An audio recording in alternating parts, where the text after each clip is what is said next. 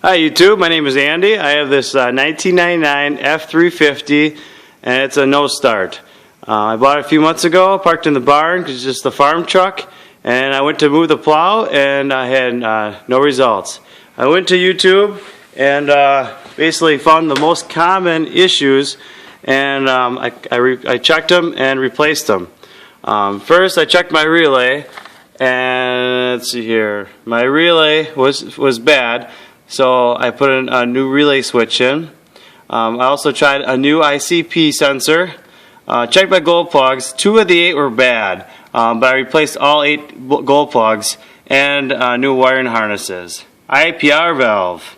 I also checked the oil. It looked kind of bad, so I put a new Motorcraft oil filter and fuel filter in, and the oil's at proper levels. And the fuel, I put fuel into the canister, and I added a gauge onto the canister to see what my PSI levels were at the canister, and it ranged from 50 to 60 as I'm cycling the key and as I'm trying to attempt to start the vehicle.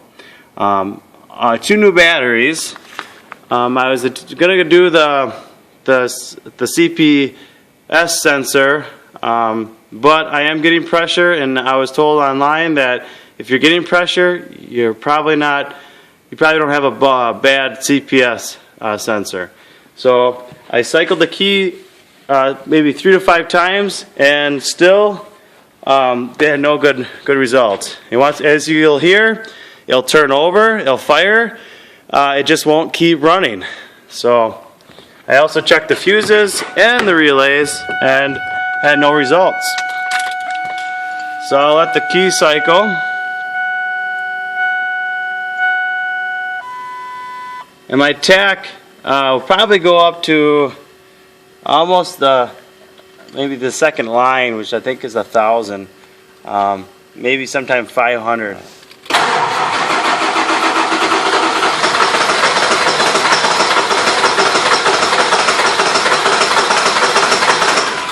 Actually, I'll take that back. It only got up to about 25 to 50, just right before that first line.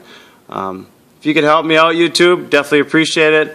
I don't want to see a diesel mechanic and their bills. I like to work on the vehicle myself, save some money, and go from that. Hopefully there's another easy sensor or something I could do easy fix. I would appreciate it. Thank you.